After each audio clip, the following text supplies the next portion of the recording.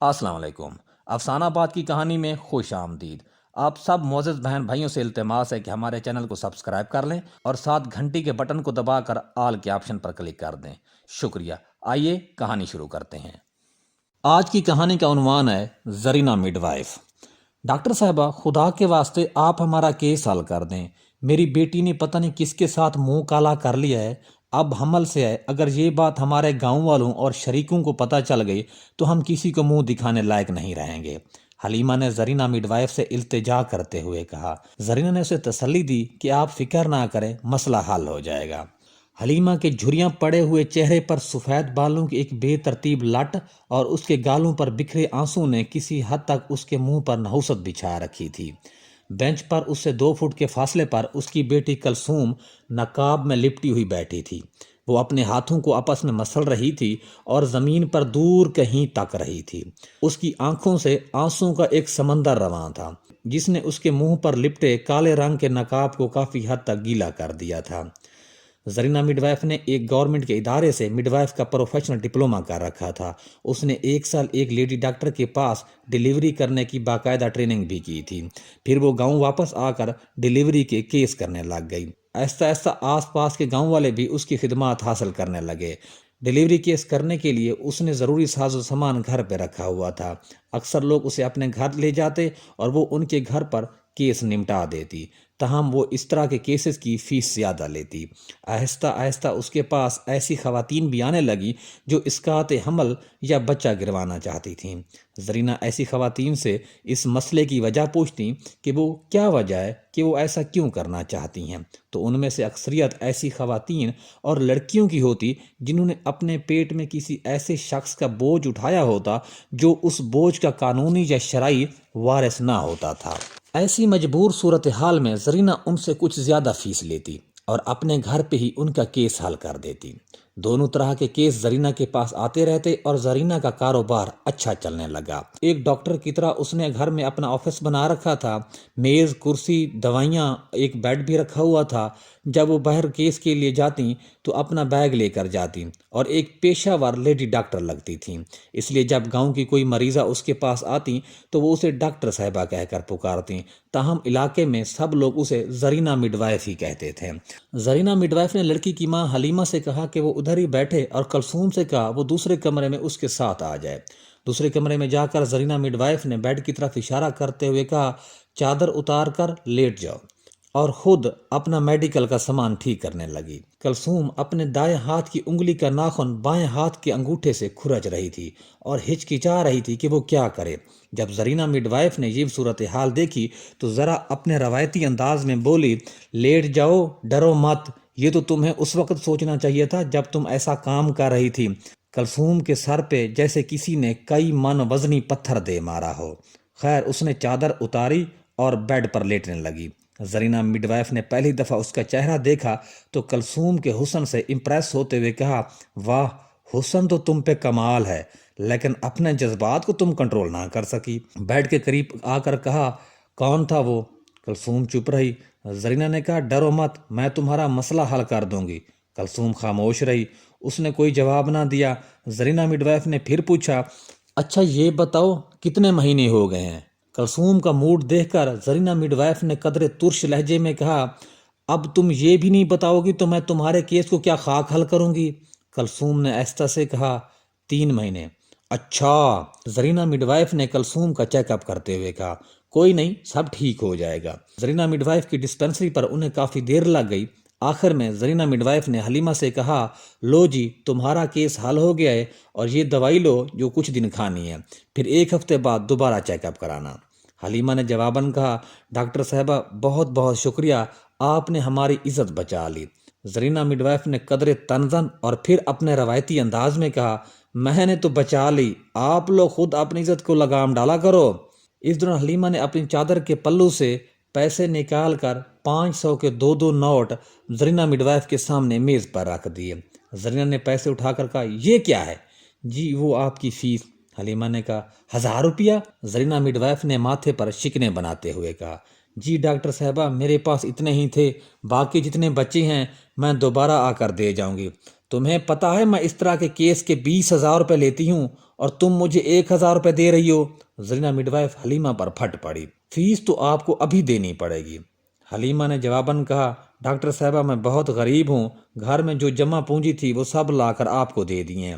Zarina mid wife Halima کے کان کی سونے کی بالیوں کو دیکھتے ہوئے بولی، اچھا اگر تمہارے پاس پیسے نہیں ہیں تو چلو اپنے کانوں کی بالیاں اتار کر دو، میں نے یہاں پہ کوئی مفت سینٹر نہیں کھول رکھا، تم جیسی عورتوں کی چھوریاں مزے لیں اور ان کا گناہ میں یہاں پر صاف کروں، اور وہ بھی مفت میں۔ واہ بھائی واہ! حلیمہ اور کلثوم کو زرینہ مڈ وائف کے الفاظ ایسے لگے جیسے کسی نے بھالا ان کے سینے میں مار دیا ہو۔ حلیمہ تھوڑی ہچکچائی اور بولی، جی یہ بالیاں میری ماں کی نشانی ہیں۔ زرینہ ایک دم غصے سے اٹھیں اور حلیمہ کے ایک کان سے بالی اتارنے لگی۔ حلیمہ اور کلثوم پھٹی پھٹی نگاہوں سے زرینہ کو دیکھ رہی تھیں۔ ایک بالی اتارنے کے بعد زرینہ نے حلیمہ سے کہا، اتارو دوسری بالی۔ حلیمہ نے اپنا لرزتا ہوا ایک ہاتھ کان پر اور دوسرا بالی پر رکھا اور بالی اتار کر زرینہ مڈ وائف کے حوالے کر دی اور چپ کر کے بوجھل قدموں کے ساتھ وہاں سے چل پڑی۔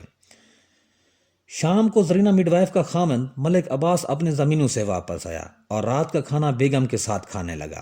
کھانے کے دوران زرینہ نے اپنے خاوند سے دن والے کیس کا ذکر کیا تو خاوند نے زرینہ سے کہا، وہ غریب لوگ تھے، تم کچھ دن کے لیے ان کے پیسے رکھ لیتی، وہ واپس آ کر دے جاتے۔ اسی طرح کسی کی مجبوری سے فائدہ اٹھانا کوئی اچھی بات تو نہیں ہے، کچھ بندے کے دل میں خوف خدا بھی ہونا چاہیے۔ زرینہ نے جواباً کہا، کوئی نہیں دیتا بعد میں لوگوں کے ہاں کیس کرنے جاتی ہوں تو اکثر کم بخت 500 یا 1000 روپے نکال کے کھڑے ہو جاتے ہیں۔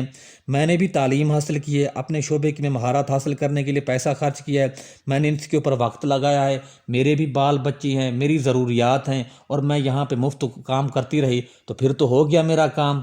ملک عباس نے ذرا جھنجھلا کر کہا، ارے تم سے مفت کام کرنے کو کس نے کہا ہے، بس لوگوں سے تھوڑی رعایت کر لیا کرو، غریب لوگ ہیں۔ زرینہ نے کہا، اچھا چھوڑو، میں سوچ رہی ہوں کہ آج جو بالیاں آئی ہیں کیوں نہ میں اسے سنار کو دے کر اپنی گڑیا کے لیے کنگن بنوا لوں۔ اب دیکھو وہ 3rd ایئر میں ہے، 4th ایئر کے بعد ہم نے اس کی شادی بھی تو کرنی ہے، اس کے زیورات اور جہیز کا سامان بھی تو اکٹھا کرنا ہے۔ منیر تو ابھی 1st ایئر میں ہے، مجھے پوری امید ہے کہ وہ پری میڈیکل امتحان میں اچھے نمبر لے گا اور MBBS کے لیے کوالیفائی کر جائے گا۔ اس کی تعلیم کے اخراجات کے لیے بھی تو ہمیں ابھی سے کچھ نہ کچھ کرنا پڑے گا۔ ملک عباس نے روٹی کا لقمہ منہ میں چباتے ہوئے کہا، اللہ بہتر کرے گا، ہماری فصلیں بھی اچھی ہیں، دونوں کا مستقبل اچھا ہو جائے گا۔ زرینہ نے کہا، آپ تو بس کسی بات کو سنجیدہ ہی نہیں لیتے، ابھی میاں بیوی کی بات چل ہی رہی تھی کہ اوپر سے ان کا بیٹا منیر آ گیا۔ ماں باپ کو سلام کیا اور ماں سے مخاطب ہو کر کہا، امی میرے سر میں بہت شدید درد ہو رہا ہے، مجھے ابھی اپنے کالج ٹیسٹ کی تیاری بھی کرنی ہے، پلیز آپ مجھے 1 کپ چائے اور سر درد کی گولی دے دیں۔ زرینہ نے کہا، او ہو کیا ہوا میرے چاند کو، میں ابھی چائے بنا دیتی ہوں، آپ تب تک آرام کرو اور پڑھائی کو کچھ دیر کے لیے روک دو۔ جی بہتر امی، منیر نے کہا۔ ہر بندے کی زندگی میں ایسی کوئی نہ کوئی کمزوری ضرور ہوتی ہے جس کے لیے انسان بہت کچھ کرنا چاہتا ہے، کسی کے لیے پیسہ، کسی کے لیے اولاد، تو کسی کے لیے محبت اور کسی کے لیے عزت اور اونچی ناک۔ کمزوری کی بنیاد اور ارد گرد کے حالات کے مطابق بندہ ہاتھ پاؤں ضرور مارتا ہے۔ زرینہ کی عادت تھی کہ وہ صبح اپنے بیٹے اور بیٹی کو خود ناشتہ کرا کر کالج بھیجتی تھی۔ آج اسما نے ناشتہ بوجھل دل کے ساتھ کیا۔ ماں نے اصرار کیا، بیٹا ناشتہ تو صحیح طرح سے کر لو، تو اسما نے کہا، امی میں نے کر لیا ہے، بس میرا دل نہیں کر رہا مزید کھانے کو، وین بھی آنے والی ہے اور ہمیں جلدی جانا ہے۔ منیر نے ناشتہ کرتے ہوئے کہا، امی جی آج میرا دل سوجی کا حلوہ کھانے کو کر رہا ہے، پلیز شام کو ہماری واپسی کے وقت سوجی کا حلوہ ضرور بنائیے گا، آپ کے ہاتھ کا بنا ہوا حلوہ مجھے بہت پسند ہے، شام کو آپ ہی اور میں نے اکٹھے کھائیں گے۔ کیوں آپ ہی ایسا ہی ہے نا؟ اسما نے ذرا توقف سے کہا، جی میں بھی کھا لوں گی۔ زرینہ نے بیٹے کے لاڈ اٹھاتے ہوئے کہا، ہاں ہاں میں اپنے چاند کے لیے ضرور حلوہ بنا کے رکھوں گی۔ منیر اور اسما شہر کے ایک مشہور پرائیویٹ کالج میں تعلیم حاصل کر رہے تھے۔ چونکہ منیر FSC کا رہا تھا تو وہ کالج کے بعد ٹیوشن پڑھتا تھا۔ اسما صرف انگلش کے مضمون کی ٹیوشن پڑھتی تھی اور باقی BA کے مضامین اسے آسان لگتے تھے۔ پھر شام کو چھٹی کر کے بہن بھائی اکٹھے گھر واپس آتے تھے۔ کالج سے واپسی پر منیر اپنی پڑھائی کے متعلق اسما سے باتیں کرتا آیا۔ وہ اسے بتا رہا تھا کہ ان کے فزکس کے ٹیچر پڑھانے میں سنجیدہ نہیں لگتے اور اسے ٹیچر کی سمجھ بھی نہیں آ رہی اور وہ پریشان ہے کہ اس طرح یہ مسئلہ اس کے فائنل امتحان کے نمبروں پر اثر انداز ہوگا۔ اسما کی اس کی باتیں سن رہی تھی اور اسے گاہے بگاہے تسلی دیتی کہ سب بہتر ہو جائے گا۔ گھر پہنچے تو امی کو سلام کیا۔ ابو ابھی زمینوں سے واپس نہیں آئے تھے۔ زرینہ نے اپنے بچوں سے کہا جلدی سے کپڑے تبدیل کر کے منہ ہاتھ دھو لو، میں نے تمہارے لیے حلوہ بنایا ہے، پہلے حلوہ چکھ لو، پھر بعد میں اپنے ابو کے ساتھ مل کر رات کا کھانا کھانا۔ منیر اور اسما اپنے اپنے کمروں میں چلے گئے۔ اسما کپڑے تبدیل کر کے باہر صحن میں آ کر کرسی پر بیٹھ گئی۔ آج وہ مزاجن بہت بوجھل لگ رہی تھی، جبکہ منیر کمرے میں اپنا بیگ کھول کے بیٹھ گیا۔ کچن میں زرینہ نے حلوے کو پلیٹ پر رکھا اور باہر دیکھا تو منیر کو باہر موجود نہ پایا۔ اس نے منیر کو آواز لگائی، منیر بیٹا آ جاؤ، اسما آ گئی ہے، حلوہ کھا لو۔ یہ کہتے وہ باہر چل پڑی۔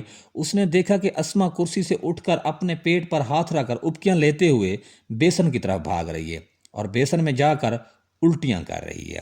زرینہ ایک دم ایسے رکی جیسے کسی نے ریل گاڑی کے چلتے ہوئے انجن کے پیچھے سنگل ڈال دیا ہو اور وہ ایک دھماکے سے رک گیا ہو۔ اسما نے غنودگی بھری نگاہوں سے ماں کو دیکھا۔ زرینہ کے منہ سے بے خیالی میں اپنے روایتی انداز میں الفاظ نکلے، کتنے مہینے کا ہے؟ اسما نے جھجک کے جواب دیا، 3 مہینے۔ زرینہ مڈ وائف کے ہاتھ سے پلیٹ چھوٹ گئی۔ سوجی کا حلوہ فرش پر گر کر گندا ہو گیا اور پلیٹ کے ٹوٹنے کی آواز اڑوس پڑوس میں سرگوشیاں کرنے لگی۔ اس کہانی کا عنوان زرینہ مڈ وائف ہے اور اس کے لکھاری فریاد عظیم ہے۔